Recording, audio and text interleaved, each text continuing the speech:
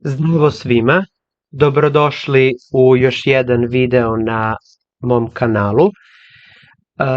U ovom videu ćemo raditi poslednji deo iz priručnika za polaganje maturskog ispita i za obrazovni profil ekonomski tehničar, pa možemo početi. Prvi zadatak kaže: vrednost zaliha robe privrednog društva na početku poslovne godine je 1.850.000 dinara po prodajnoj ceni bez PDV-a. Ukalkulisana razlika u ceni iznosi 800.000 dinara. U toku poslovne godine nabavljeno je robe u vrednosti od 2.150.000 dinara po prodajnoj ceni bez PDV-a, a prodato je robe u vrednosti od 3.840.000 dinara po prodajnoj ceni sa PDV-om po opštoj stopi. Potrebno je utvrditi ostvarenu razliku u ceni uz pomoć metode procenta realizacije i prikazati postupak rada. Najpre ćemo reći da se ovde radi o promeni, odnosno ne o promeni, već o zadatku iz oblasti robe. I najpre ćemo skicirati ovde dva konta, 132 i 132.9. Pa imamo početno stanje na kontu robe je 1.850.000 dinara. Ukalkulisana razlika u ceni jeste korektivan konto, njega otvaramo na strani potražuje, pa imamo 800.000 dinara je ukalkulisana razlika u ceni. Bilo je jedne nabavke u toku poslovne godine od 2.150.000 dinara i izvršena je prodaja robe u vrednosti od 3.840.000, ali sa PDV-om. I potrebno je utvrditi ostvarenu razliku u ceni. Najpre moramo da vidimo koliko je prodajna vrednost bez PDV-a, s obzirom da je evidentna vrednost robe u skladištu, prodajna vrednost bez PDV-a. Pa ćemo 3.840.000 dinara pomnožiti sa 20 i podeliti sa 120 ili primeniti onu preračunatu stopu od 16,6667 i dobiti 640.000 dinara da je PDV. Kada od 3.840.000 dinara oduzmemo vrednost PDV-a, mi ćemo dobiti 3.200.000 dinara. Znači, na strani potražuje imamo 3.200.000 dinara. Sada je potrebno da vidimo koliki je procenat realizacije, znači treba da utvrdimo koliko smo prodali robe u odnosu na robu na zalihama. Imamo 3.200.000, znači vrednost prodate robe delimo sa sa zbirom dugovne strane na kontu 132 koja iznosi 4 miliona dinara.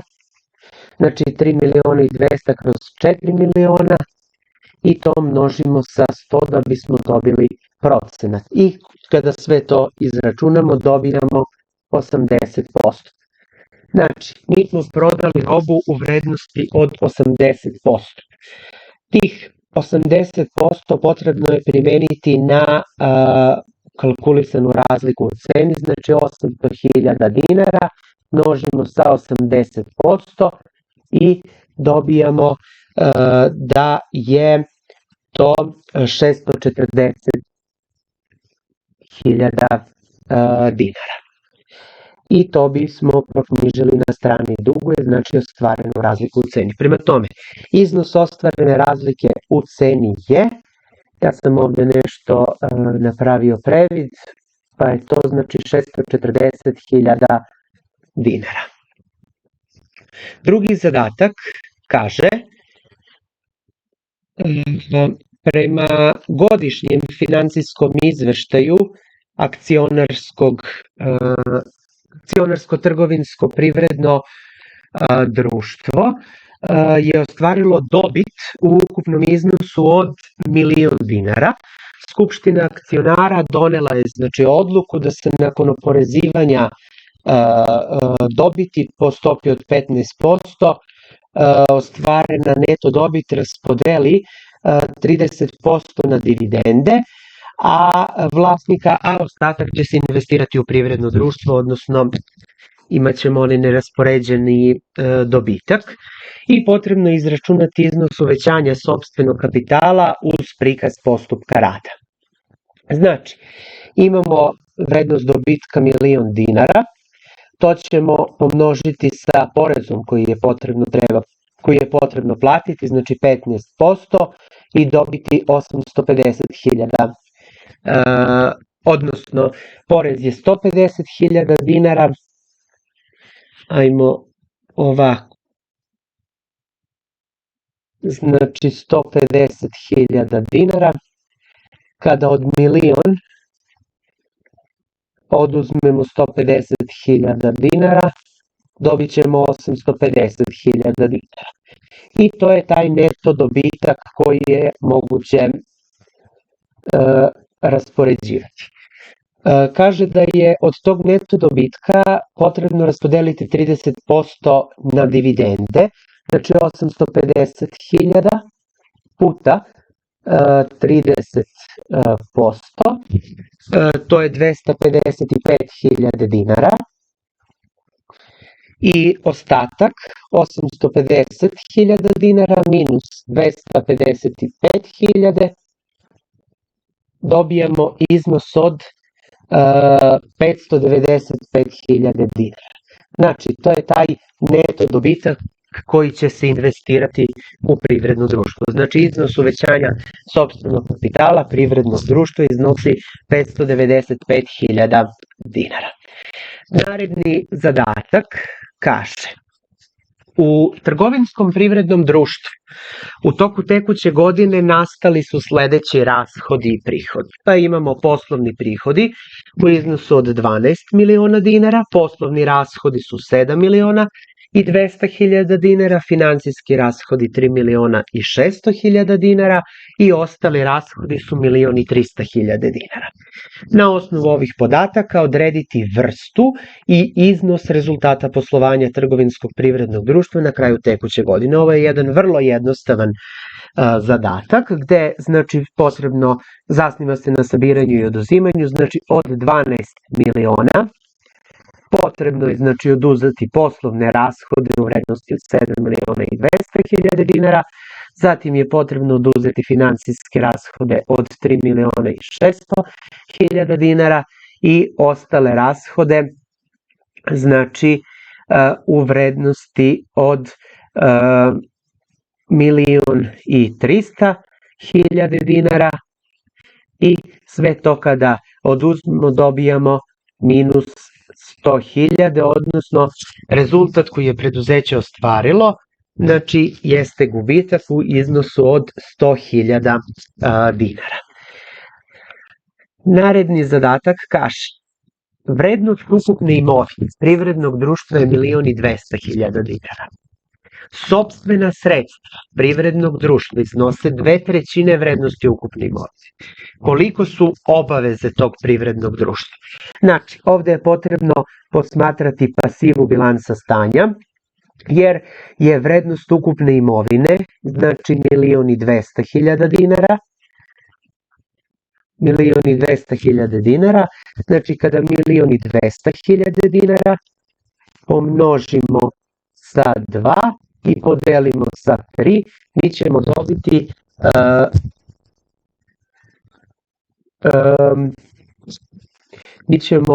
dobiti znači 800.000 dinara. Znači 800.000 dinara je sopstvena sredstva, odnosno kapital preduzeća. Ako nam je poznata ukupna pasiva i vrednost sopstvenog kapitala, kada od 1.200.000 oduzmemo 800.000 dobijamo 400.000 dinara, što iznosi vrednost obaveza. Znači iznos obaveza privrednog društva je 400.000 dinara. Naredno pitanje, odnosno naredni zadatak kaže: privredno društvo Grand Home na zalihama raspolaže robom čija je vrednost 450.000 dinara. I to je prodajna cena bez PDV-a. Marža za sve vrste roba na zalihama je 25%. Po fakturama broj 102 do 154 prodato je robe za 360.000 dinara po prodajnoj ceni sa PDV-om po opštoj stopi. Utvrditi iznos ukalkulisane i ostvarene razlike u ceni privrednog društva Grand Home, u ostvarenu razliku u ceni obračunati direktnom metodom i prikazati postupak rada.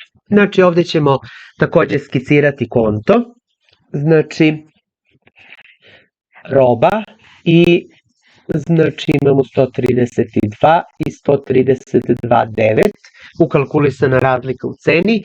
Znači na strani duguje imamo 450.000 dinara, dok na strani potražuje na kontu znači 132,9 marža iznosi 25%, pa kada primenimo 450.000 dinara puta 25 kroz 100 minus 25, formula za utvrđivanje marže, mi ćemo dobiti iznos od 150.000 dinara. Ovde ću napomenuti da marža može da se izračunava na dva načina, znači kao procenat od nabavne vrednosti i kao znači procentni račun niže 100, znači 100 minus 25. Ukoliko primenimo ovu formulu, mi ćemo dobiti 150.000 dinara, da je razlika u ceni koju ćemo uneti na strani potražnje na kontu 132,9. Zatim, imamo sledeći podatak koji kaže da je po fakturama prodato robe od 360.000 dinara, znači i ovde ćemo primeniti ono 360 puta 20 kroz 120 i dobiti nekih 60.000 dinara, odnosno vrednost kada od 360, znači oduzmemo tih 60.000 dinara, mi ćemo dobiti 300.000 dinara. I to je vrednost prodate robe. Sada potrebno je znači primeniti direktnu metodu, ja ću to evo ovde napisati, znači imamo ono potražna strana na kontu 132 je 300.000 dinara, to množimo sa vrednošću razlike u ceni od 150.000 dinara i onda delimo sa dugovnom stranom konta 132, znači 450.000 dinara i dobijamo iznos od 100.000 dinara. To je znači ostvarena razlika u ceni. Nama je ukalkulisana razlika u ceni 150.000 dinara, ali smo uspeli da znači ostvarimo prihod, da prihodujemo od te razlike u ceni 100.000 dinara i to bi proknjižili na strani duga. Kao što sam rekao, znači iznos ukalkulisane razlike u ceni je 150.000 dinara, iznos ostvarene razlike u ceni je 100.000 dinara. Takođe, kao što sam rekao, postoji i ona druga formula za utvrđivanje marže, u zavisnosti od koje se primenjuje, znači ja sam izračunao, u tom slučaju bismo utvrdili da je ukalkulisana razlika u ceni 112.500, a ostvarena razlika u ceni je 75.000 dinara. Naredni zadatak kaže: ajmo da vidimo, znači privredno društvo Nektar po fakturi broj 470 prodalo je 4.750 litara sokova po prodajnoj ceni od 120 dinara po litru soka bez poreza na dodatu vrednost. Porez na dodatu vrednost obračunava se po stopi od 20% i kupcu je odmah odobren količinski rabat od 5%, znači to je onaj popust količinski rabat. Potrebno je izračunati iznos rabata i prihoda od prodaje robe uz prikaz postupka rada. Znači, imamo 4750 litara po 120 dinara po litru i u tom slučaju dobijamo 570.000 dinara. Ali mi odmah kupcu odobravamo i popust od 5%, pa kada na taj iznos primenimo 5%, mi ćemo dobiti 28.500. Znači, to je naš, neki da kažemo, rashod koji smo imali prilikom prodaje. Znači, iznos rabata je 28.500 dinara, a prihod koji je ovo preduzeće ostvarilo izračunavamo tako što ovih 570.000 dinara oduzmemo, znači od njih oduzmemo 28.500 koliko je rabat i mi imamo neto prihod 541.500 dinara. Znači, prihod od prodaje robe je 541.500. Ajmo da vidimo sledeće. Kaže, knjigovodstveno stanje robe po prodajnoj ceni bez poreza na dodatu vrednost prikazano je na kontu. I vidimo da imamo na strani duguje 150.000 dinara, na strani potražuje 40.240. Kaže, varno stanje robe obračunato po prodajnoj ceni bez poreza na dodatu vrednost utvrđeno inventarisanjem iznosi 50.000 dinara. U slučaju ako imamo višak, mi ćemo taj višak prihodovati, a manjak pada na teret privrednog društva. Porez na dodatu vrednost obračunava se po opštoj stopi i marža je 30%. Izračunati nastali višak ili manjak i njegovu visinu uz prikaz postupka rada. Pa ajmo da vidimo. Znači, knjige kažu, znači knjigovodstveno, 150 i 190 je 340, minus 40 je 300, minus 240 je 60.000 dinara. Stvarno stanje je 50.000 dinara. Na bazi knjigovodstvenog i stvarnog stanja mi ćemo utvrditi da imamo manjak ili višak u vrednosti od 10.000. Znači, nama je stvarno manje od knjigovodstvenog i imamo, znači, utvrđen manjak. Potrebno je, znači, sad obračunati, imamo, znači, maržu koju računamo tako što 10.000 pomnožimo sa 30 i to podelimo sa 100 i to je 3.000 dinara. Zatim potrebno je utvrditi i nabavnu vrednost kada od vrednosti, znači, robe, znači tog manjka od 10.000, oduzmemo maržu od 3.000 dinara, nama je nabavna vrednost 7.000 dinara. Imamo vrednost PDV-a 20%, potrebno je, znači, zaračunati PDV na manjak 20%, to je 1.400 i naš manjak ukupno iznosi, znači imamo taj ukupan manjak, znači 7.000 plus 1.400, to je 8.400 dinara manjak. Znači, u ovoj situaciji nastao je manjak po popisu i njegova vrednost je 8.400 dinara. Idemo na naredni zadatak i to je ujedno i, znači, poslednji zadaci iz ovog priručnika. Znači, imamo privredno društvo Import za uvoz robe iz inostranstva, primilo je fakturu na 10.000 evra.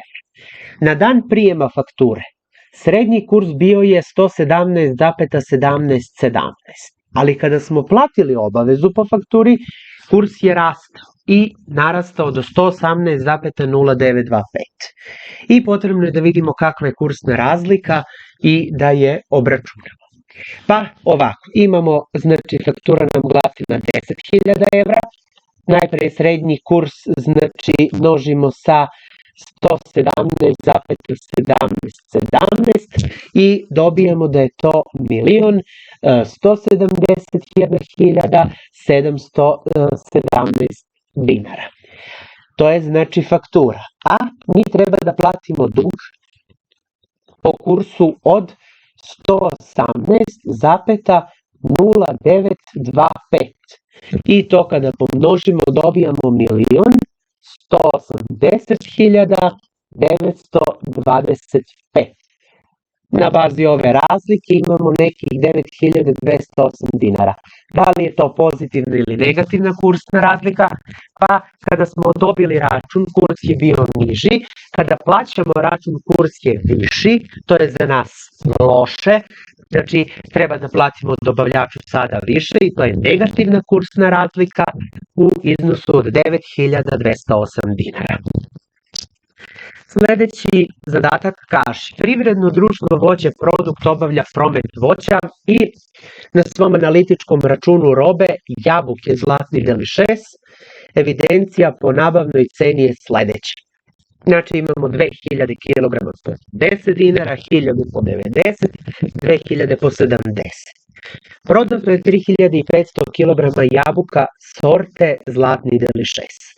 Pomoću FIFO metode potrebno je utvrditi nabavnu vrednost prodate robe uz prikaz postupka rada.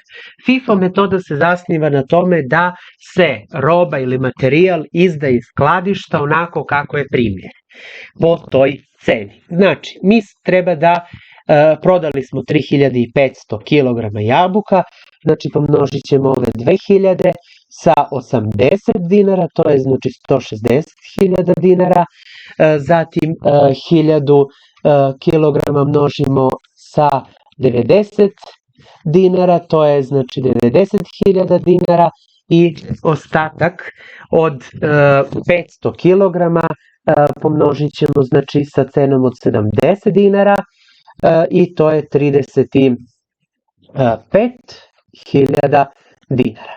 Prema tome, nabavna vrednost, kada saberemo sve ovo, mi ćemo dobiti 285.000 dinara.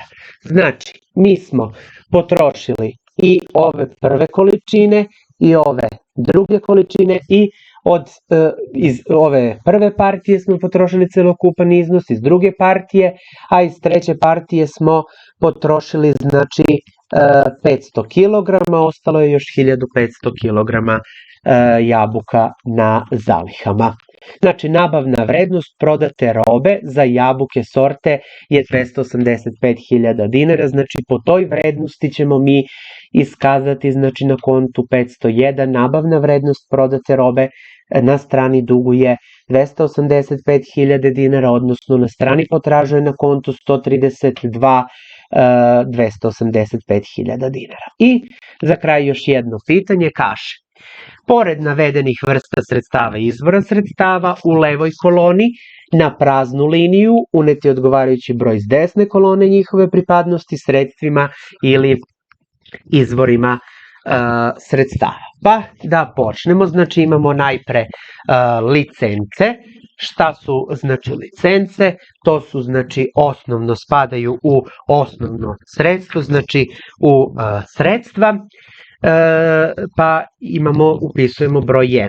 Zatim imamo otkupljene sopstvene akcije, to su znači deo aktive, spadaju u sredstva, to su neke naše akcije koje smo otkupili, dugoročni znači finansijski plasman, otkupljene sopstvene akcije. Zatim imamo dugoročni krediti i zajmovi u zemlji, jesu izvor sredstava preduzeća, u pasivi bilansa se nalaze, zatim izdvojena novčana sredstva za investicije, konto koji se javlja kod izgradnje građevinskih objekata kada izdvajamo sredstva znači za te posebne namene, pa dajemo avans izvođaču radova i to je znači sredstvo. Zatim imamo ulozi su deo izvora sredstava, znači oni su u pasivi, to je kapital i potraživanje od zaposlenih za manjkove su deo aktive, odnosno sredstvo, pa upisujemo broj 1, znači licence su na računu 0,11, otkupljene sopstvene akcije su 0,47, dugoročni krediti i zajmovi u zemlji su 414 konto, izdvojena novčana sredstva za investicije su 242 i ulozi su konto znači 302 i potraživanje od zaposlenih za manjkove, znači imamo 221 pa znači različite osnove potraživanja od zaposlenih. I to bi bilo to za ovaj video. Ja se nadam da sam uspeo da što više pojasnim i razjasnimo sve te nedoumice koje postoje, da naučimo nešto iz računovodstva i da se lakše spremi taj maturski ispit.